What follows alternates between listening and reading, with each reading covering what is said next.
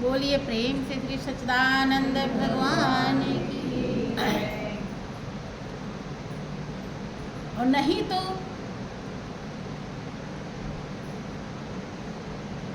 इस जन्म में अगर ऐसे तीनों ये गुण नहीं आए, अभी देखो बहुत समय तक प्रेमी भक्तों को अगर दुनिया की चीज में बढ़ोतरी होती रही, गुरु चौड़ों में आने के बाद उन्हें दुनिया की चीज का लाभ होता रहा तो वो ज्यादा मगन दिखाई पड़ते हैं। हम लोग देखते हैं, गौर करते हैं, अगर दुनिया का व्यक्ति वस्तु कुछ भी उन्हें मिल रहा है तो वो ज्यादा मगन दिखाई पड़ते हैं। ये हो रहा तो हमारे घर में वो हो रहा, जबकि श्री गुरु महाराज जी ने भक्ति के लिए तो ऐसा कुछ नहीं बताया। तो फिर ये अनर्गल भाव है कि नहीं? बेतुका भाव है। जब ये सब दाएं बाएं हाथ का खेल है, ये कुछ नहीं है। लेकिन जो कुछ नहीं है, जिसको वो बताते हैं माया, माया माने भ्रम, कुछ नहीं है, वो जब होता है तो हम उसे ज़्यादा खुश होते हैं। तब विचार कीजिए, सरल स्वभाव और मन का कपट और जथा लाभ संतोष सदाई कब आएगा? आएगा वो तो कोसों दूर है। यद्यपि ये सब कुछ भी नहीं है, ब्रह्मा का लेख मिट जाता है, लेकिन यहाँ ऐसा बताया नहीं जाता, कहा नहीं जाता। अब संतोष धन आप सुनते हैं कि गोधन, गज धन, बाज धन और रतन धन खान, और जब आए संतोष धन सब धन धूर समान। सबसे बड़ा धन क्या है? संतोष। जिसके हृदय में संतोष आ जाता है उसके लिए हीरा मोती जवाहरात सब कंकड़ पत्थर दिखाई पड़ता है। उसके हृदय में लोभ लालच जो विकार हमें पतन के गड्ढे में डाल देते हैं, वो कोसों दूर हो जाते हैं। वो केवल इस दुनिया में कर्म करते हुए अकर्ता हो जाता है। कर्म करता है लेकिन अकर्ता रहता है, ऐसा उसके भाव होते हैं। और वो कब आता है? आपने रामचरितमानस में जब भगवान राम एक प्रसंग आता है, सीता जी का पता लगा रहे थे और लगाते लगाते सबरी की कुटिया में पहुंचते हैं तो कंद मूल फल सूरस यति दिए राम कहुआन, अप्रेम सहित प्रभु खाए बारंबार। सबरी कुछ नहीं और है, कंदमूल फल भी ले आई और बेर तो लाती ही थी। प्रेम मगन मुख बचन न आवा, और पुण्य पुण्य पद सरोज तिरना। इतनी मगन है कि मुंह से बाणी नहीं निकल रही। देखो कौशल्या इतनी पहचान ऐसी नहीं कर पाई, लेकिन कसौटी दिया मतंग ऋषि ने, तो सबरी को भगवान राम को पहचानने में देरी नहीं लगी। देखते ही मगन ऐसी मगन हो जाती है कि कंठ ही रुक जाता है और बार बार कमलों चरणों को निहारते।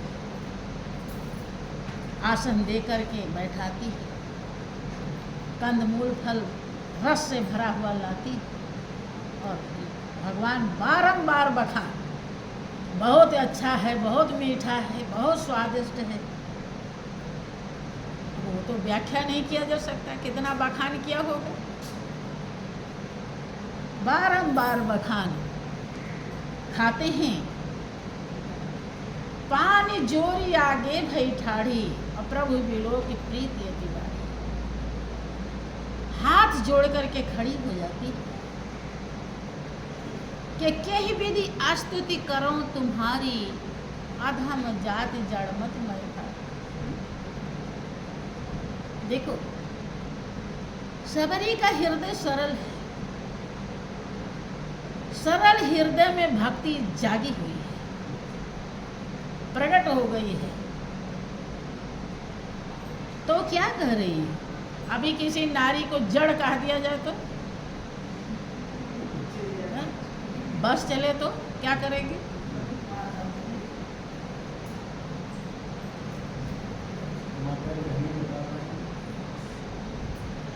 देखो, लेकिन सबरी स्वयं अपने को जड़ बता रही, अधम बता रही। शास्त्र में ऐसा जिक्र भी है, नारी को जहाँ वो देवी भी कहलाती है, वहीं वो उनको अधम भी बताया जाता है, पुरुष की अपेक्षा। ऐसा कुछ नीति बताई जाती है कि पुरुष की अपेक्षा उनके पाप ज्यादा होते हैं।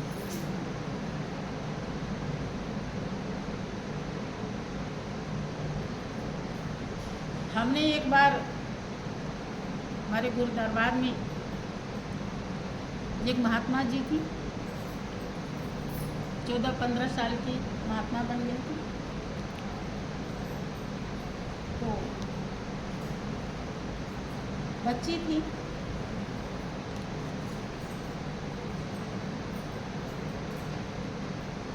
श्री गुरु महाराज जी ने वस्त्र तो दे दिया, लेकिन वही बात आती है कि वस्त्र ले लेना, उसकी मर्यादा समझ जाना।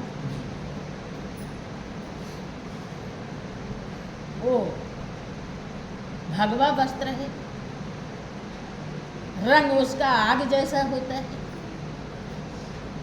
से तमाम फार्मूले हैं। ये भी सबके बस की बात नहीं है। तो उन्हें थोड़ा कुछ दिक्कत होती थी तो परेशान हो जाती थी बच्ची। तो श्री गुरु महाराज जी से हम बताने लगे कि गुरुदेव उनको ऐसी दिक्कत, कहने लगे कि अरे चुप रहा, ठीक है, ये जात ही कुछ ऐसी होती है, इन्हें कुछ न कुछ होते ही रहना चाहिए। हमने कहा ऐसी बात है, सही बात है, सही बता रहे हैं पटू सर। कभी कभी वो नारी की बहुत विधिवत कमी बताने में के लिए बैठ जाते थे, व्याख्या करके बता देते, तो हमको रोना आ जाता था, हम रोने लगते। तब वो कहते थे कि अरे तू क्यों रो रही है, तू नारी थोड़े है, तो मेरी महात्मा है। तब मुझको इस तरह से कह के बहलाते। श्री सच्चिदानंद भगवान। तो सबरी कहती है कि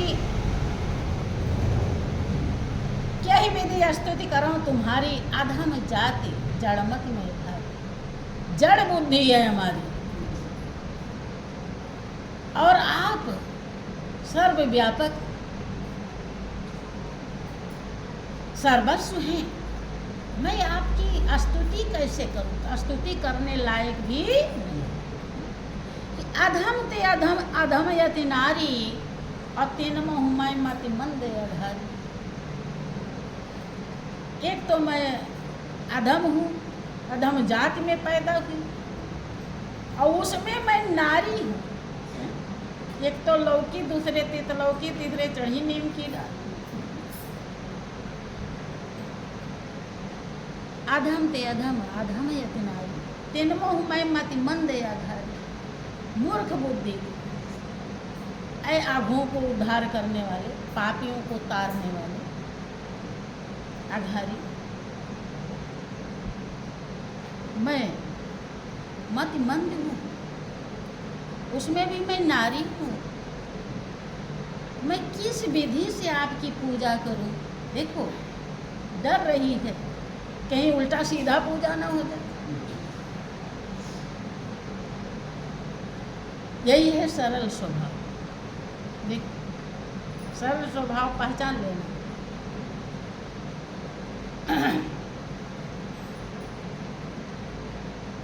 कह रघुपति सुन भामिन बाता, और मानो एक भगत कर। जाति पाति बोले धर्म बड़ाई, बल धन बुद्धि सब चतुराई। भगतहीन नर सोहे कैसा, अब बिन जलवारिध देखिए। ये सबरी भाव से भरी।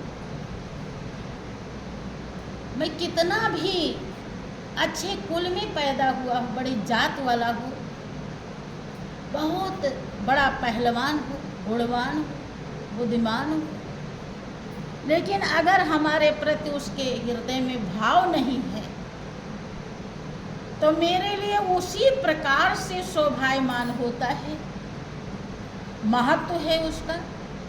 जैसे बादल तो आया लेकिन पानी नहीं बरसा, बिन जल वारिध देखिए।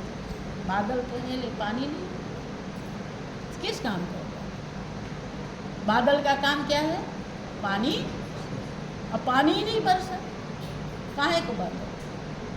अर्थात जीवन मिला प्रभु से प्रेम करने के लिए, और प्रभु से प्रेम ही नहीं किया तो काहे का जीवन? करे सबरी, मैं केवल भक्ति का नाता मानता हूँ। अब वो भक्ति कहाँ से शुरू होता है? आप लोगों ने बहुत बार सुना होगा, पढ़ा होगा कि प्रथम भगत संतन कर संगा, के नवधा भगति कहो तो ही पाही, और सावधान सुन धर्म मन माही। सबरी 9 प्रकार की भक्ति है। सावधान होकर के सुन। देखिए कैसे सुन? सावधान। ये नहीं कि नींद आ रही हो, आलस आ रहा हो तो उसी में पड़े रहो, उसे त्याग दो, सतर्क हो जाइए। कि नुक्ता के हेर फेर में खुदा जुदा हो जाता है। जरा सी झपकी आई कि पता नहीं चला क्या सुनाएगा। फिर लेकर सावधान सुन धर्म मन माही। क्या करो? सावधानी से सुनो, और सुन के यही क्या करो? छोड़ दो कि मन में धारण कर लो। मन में धारण कर। देखो, धारण करने के लिए बता रहे हो किसको? सबरी, जो धरी धराई है। सबरी तबरी के बहाने से हम सभी लोगों को समझाया है। क्या? सावधान सुन धर्म मन माही, प्रथम भगत संतन कर संगा, दूसर रतिमम कथा प्रसंगा। संत का संग हो तो पहली भक्ति शुरू हो गई। अर्थात संत का जो विचार है, देखें पहली भक्ति भी कब शुरू होती है? अगर उनके विचार का आप उल्लंघन करते हैं तो अब पहली भक्ति भी शुरू नहीं। अर्थात क्या? उन्होंने ध्यान बताया, सत्संग बताया, दान पुण्य बताया, दर्शन पर्शन बताया, नहीं बताया। और जो बताया है कि सेवक स्वामी एक मत में मत मिल जाए और चतुराई रीझे नहीं, रीझे मन के। अगर उन संग तभी होगा जब विचार मिलेगी, इसी को संग कहते हैं। विचार मिल गया तो समझिए पहली भक्ति। लेकिन अभी अपने अपने दिल से पूछ लीजिए, इतनी समय बीत गया, जो भी अभी भी बहुत त्रुटि होगी विचार मिलने में, तो गौर करें। जो सेवा सत्संग ध्यान नहीं करता तो समझ लीजिए कि वो पहली भक्ति भी अभी शुरू नहीं। यही पहचान है। चौपाई तो पढ़ लेते हैं सभी, लेकिन उसका रहस्य सही में समझना जरूरी है। अब दूसर रतिमम कथा प्रसंग, दूसरी भक्ति वो है कि कथा प्रसंग को सुन करके आज हम अपने मालिक की महिमा, हमारा मालिक कितना कारसाज है, कितना बड़ा हितैषी है, कितना हमारे लिए उपकार किया है, आज उसकी महिमा गुणानुवाद हमें सुनने को मिल रहा है। सौभाग्य कथा प्रसंग में से रति हो प्रेम, जिसको हम अपना समझते हैं उसकी कोई बात कहने लगे तो देखो कितना प्रेम से सुनते कि नहीं।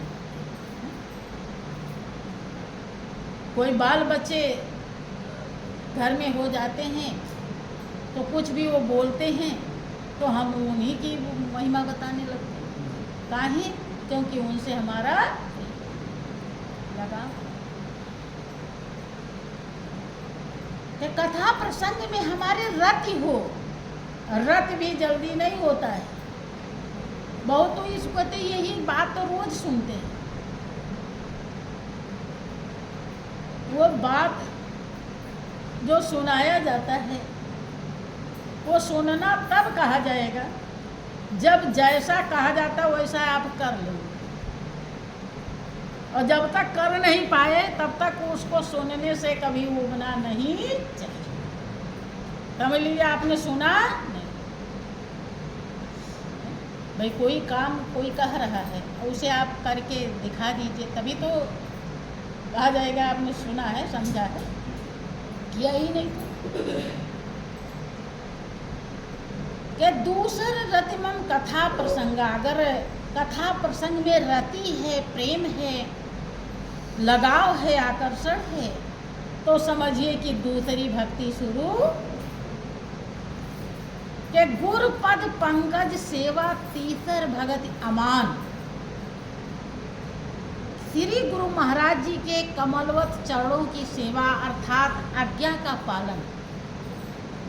आज्ञा का पालन वही कर सकता है जिसके हृदय में मान मर्यादा मिट गया, अमान। क्योंकि संत महान पुरुष वही आज्ञा देते हैं जो आपके मन के विपरीत हो, जिसको मन ना करना चाहे। जो कर रहा वो तो कर ही रहा। मन की जब नहीं चलती है तब ये वहाँ पहुँचता है जहाँ इसे पहुँचना चाहिए, और जब तक इसकी चलती रहेगी तब तक वो उसका तो होश ही नहीं।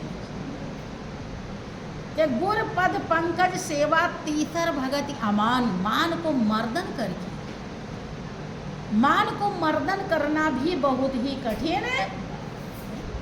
मान का मर्दन किया हनुमान, हनन कर दिया मान का। मार दिया, इसलिए इतने पूजनीय बन गए। उन्हें याद ही नहीं रहता था कि हमारे पास कोई बल भी है। वो उन्हें पता ही नहीं कि हमारे पास ऐसी ताकत है। उन्हें जामुन जी जब याद दिलाते हैं तब उन्हें होश आता है। यही गुण, यही है तरल स्वभाव। अब विचार कीजिए कि कितना समय के बाद आता होगा। हाँ, असंभव नहीं है। आप कुछ भी कर सकते हैं अगर ठान ले तो। कि हौसला बुलंद है तो मंजिल कदम चुनती है। जिसने ये गति प्राप्त की वो भी आप ही जैसे, उनके भी 2 ही हाथ 2 ही पैर थे। केवल संस्कार जुटाना होता है, पुण्य प्रताप इकट्ठा करना होता है, तो अपने आप ऐसे भाव ऐसे कर्म बनने लगते हैं। जितना सिखाया जाएगा उससे ज़्यादा आप सीख जाते हैं अपने आप।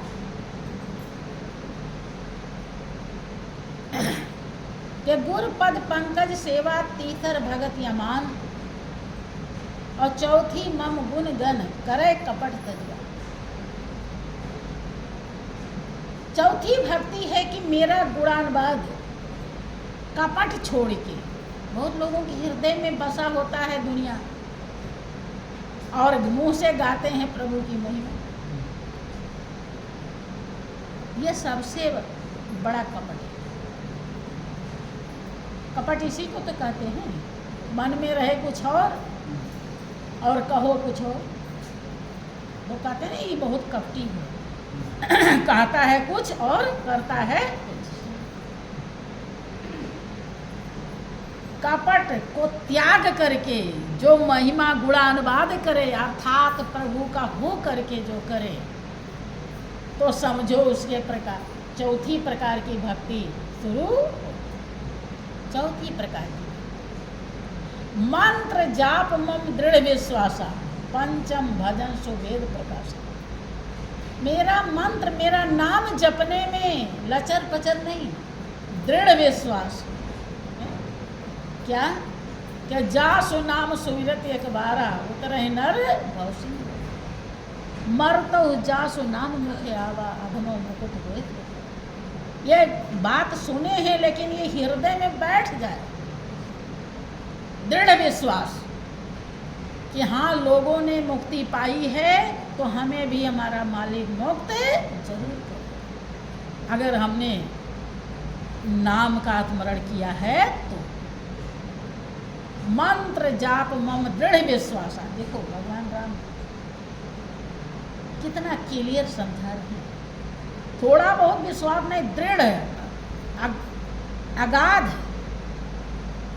अडिग, अविरल।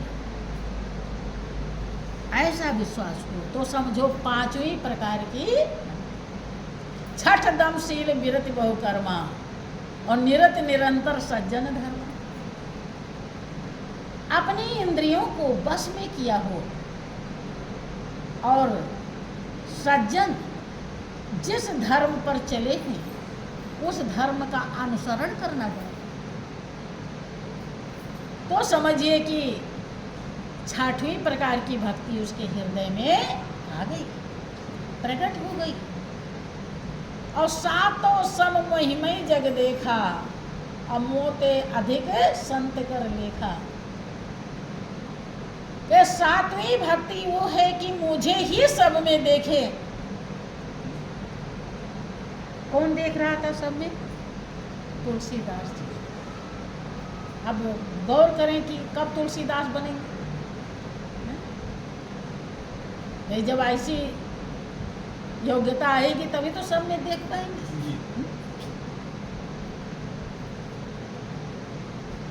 मोते अधिक संत कर लेखा कर भगवान राम कहते हैं सबरी मुझसे ज्यादा महत्व जो संत का देता हो, गुरु का देता हो, क्योंकि जान क्यों कह रहे हैं ऐसा, क्योंकि वही जड़ है, जो जड़ ही काट दिया तो बहुत लोग भगवान से खूब पूजा करते हैं, लेकिन ज्ञान ले लिए और उसको लेकर रख दिया, और वहाँ जाके वृंदावन उनकी गोपाल लड्डू गोपाल ला रहे हैं, खूब सेवा कर रहे हैं, घास काटने जा रही तो वहीं रख रही, भोजन बना रही तो किचन में रख रही। देख, बनावटी, रियलिटी तो संत बताते हैं, और उसे त्याग दिया। जो हर दम हर पर के नित जपो तुम्हारी माला मनमोहन मुरली वाला,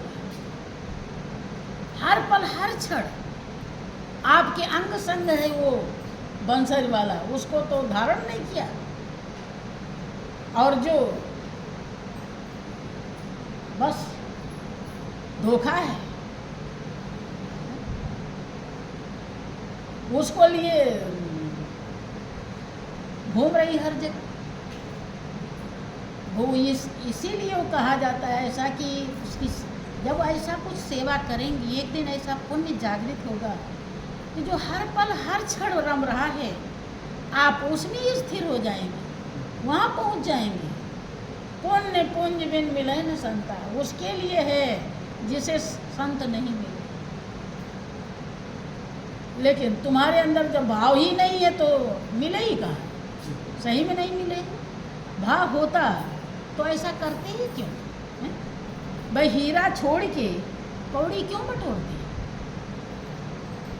संत तो बता दिए कि परमात्मा का क्या स्वरूप है, कहाँ ध्यान लगाइए, कहाँ से वो दर्शन देंगे, किस नाम का सुमिरन कीजिए जिससे सब की यादें आ जाती हैं, सब का सुमिरन हो जाता है, कोई भी नहीं बचता। जो सबकी आत्मा का नाम है, जो सर्वव्यापक है, जैसे परमात्मा निराकार है, उसे उसका नाम भी निराकार है। जैसे परमात्मा सर्वशक्तिमान है, वैसे उसका नाम भी सर्वशक्तिमान है। उस नाम को श्री गुरु महाराज जी ने दर्शाई, लेकिन उसे लेकर रख दिया और भटक रहा है हर तरफ से। इसीलिए भगवान राम कहते हैं तबरी से कि सातों सम मोहिमय जग देखा। और मोहिमय तभी देख पाओगे जब सतगुरु का ज्ञान अपने हृदय में धारण, अर्थात ज्ञानी बन जाओगे। अमोते अधिक संत कर लेखा, कि भगवान से ज़्यादा अर्थात संत की गिनती होनी चाहिए, गणना होनी चाहिए। तब सातवीं प्रकार की भक्ति शुरू। आठों जथा लाभ संतोषा, और सपने हो नहीं देखे परदोषा। आठवीं भक्ति वो है, फिर वही बात आ गई, जथा लाभ संतोष सदाई। हमने ये व्याख्या इसलिए की है कि जब 7 प्रकार की भक्ति की पूर्ण कमाई कर लेंगे, तब आपके हृदय में आएगा संतोष धन। 8वां नंबर है संतोष। आठों जथा लाभ संतोष, और सपने हो नहीं देखे परदोष। अब ध्यान दीजिए कि ये 7 प्रकार की भक्ति जब आप मजबूत कर लेंगे, धारण कर लेंगे, तब आएगा संतोष धन। और संतोष धन जब आया, तब संसार आपके हृदय से खत्म, फिर वही मालिक ही रह जाएगा और कुछ भी नहीं। 8 जथा लाभ संतोषा, और सपने हो नहीं देखे परदोषा।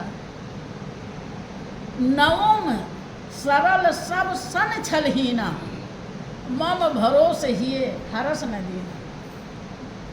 9वीं भक्ति वो है सरल हृदय हो और सब प्रकार के छल से हीन हो। माने जितने प्रकार के छल होते हैं क्या होता है कि जैसे जैसे हम भक्ति मार्ग पे आगे बढ़ते हैं तो हमारे अंदर जो छल बहुत जन्म जन्मांतर से भरा है वो कम होने लगता है। लेकिन वो क्या कह रही है कि नवी भक्ति तब होगी जब सब प्रकार के छल से हम मुक्ति पा जाएं, हीन हो जाए, खत्म हो जाए, माने किसी भी प्रकार का कोई छल न रह जाए, केवल पूर्ण परमात्मा।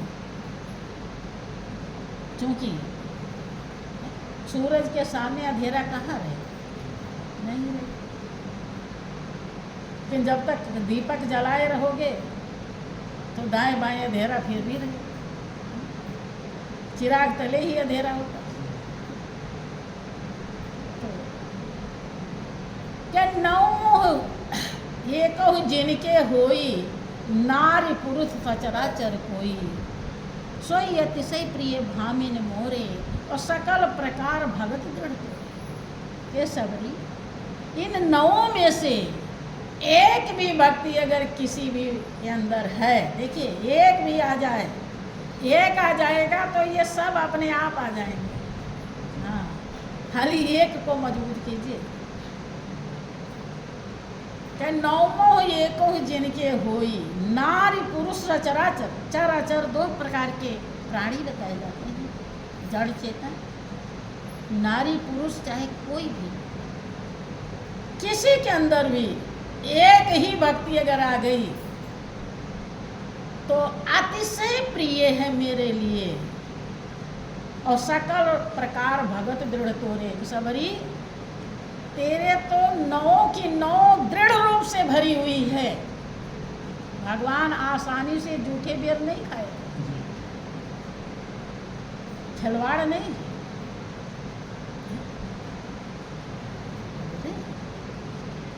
संतोष धन इतना समय के बाद आता है और जब आ गया तो समझिए कि बेड़ा पार।